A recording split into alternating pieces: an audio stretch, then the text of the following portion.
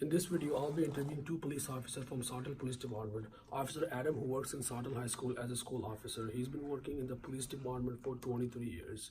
Officer Wynn, he's been working in the department for 19 years. He was also in Army for 3 years. I'll be asking them a couple of questions related to ethics, such as like what is ethical in law enforcement, what is code of ethics in law enforcement. They will be explaining some ethical terms such as honesty, hard work, kindness, compassion, empathy, sympathy, justice, and bravery. And then I hope you enjoy the video. Alright, how do you define ethics in law enforcement? That's actually a tough question when I first saw that. Ethics in law enforcement, it's pretty broad to try to define that, but I'll try to do the best I can. Law enforcement, we took a code of honor, if you will. When we are hired, we have to work within the laws and the jurisdictions from the federal, state, and local level. And then we also have to incorporate our own moral compass and values and try to make that work cohesively together. And ethics in law enforcement means a code that we work towards a goal to try to be fair and balanced, to do our job properly in a manner that we can be proud of. Right, how will your action measure up against your moral compass? And then I have to pick 3 of the topics? Yeah, you that? just... Okay.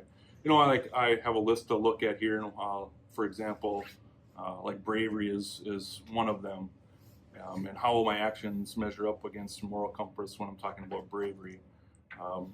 In this job, we might be asked to do something at a certain point in time, and you have to ask yourself, you know, I might get hurt or injured having to respond to this type of call.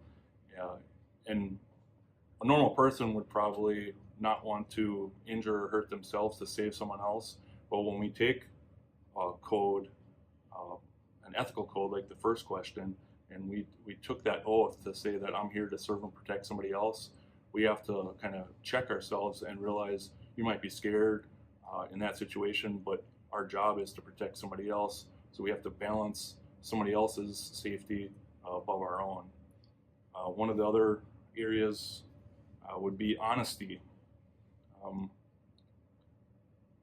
For example, I might have to actually, if we have an interview or a suspect that we're dealing with, there's times where an interview technique that we would use is we might actually tell them a lie because we have certain information and we're trying to get the truth out of them to see if they were at a certain place or time. So we might tell a story to make it sound believable to see what kind of response they're going to elicit.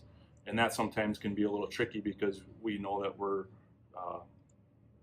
giving them a set of false facts, if you will, to see if they can pick through what the truth is, because we know what the truth might be, and we're just trying to see if that answer that they give us is going to be right or wrong when relative to those facts.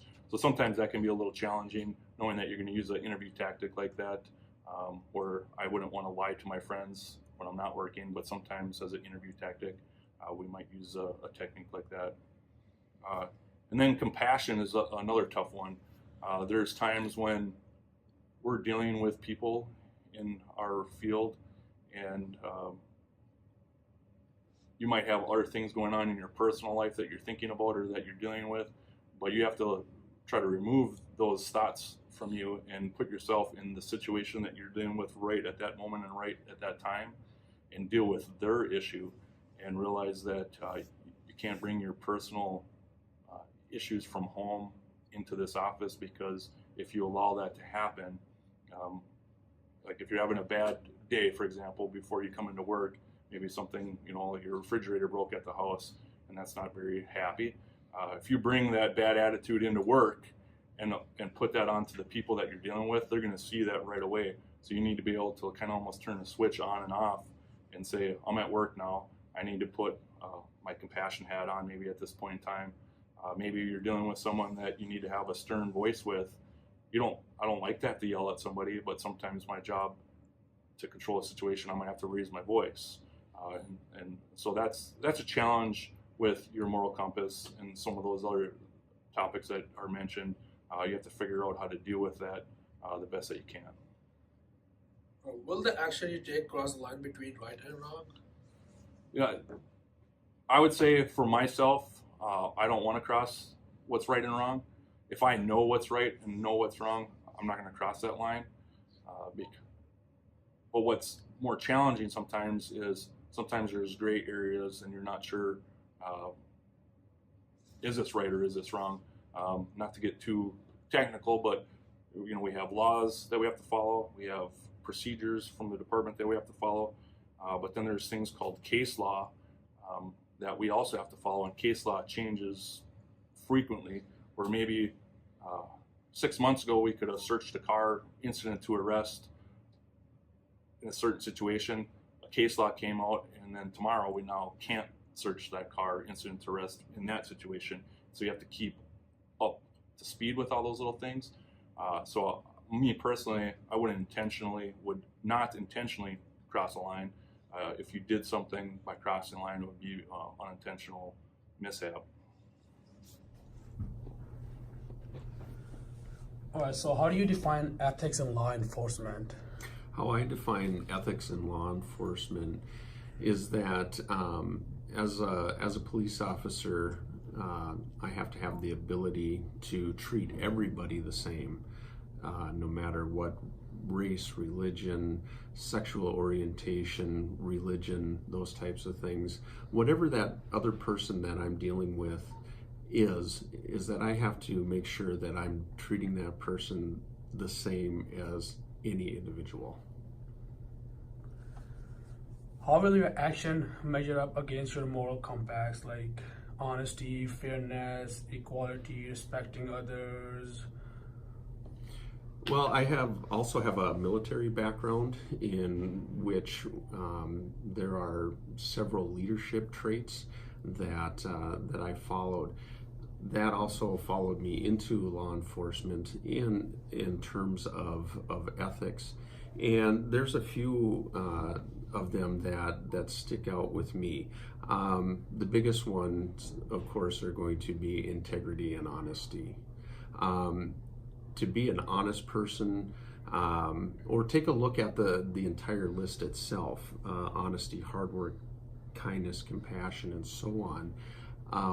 First and foremost, you have to have integrity, because if you don't have complete honesty with yourself, then it's hard to follow along and have any of those other type of ethic traits to practice.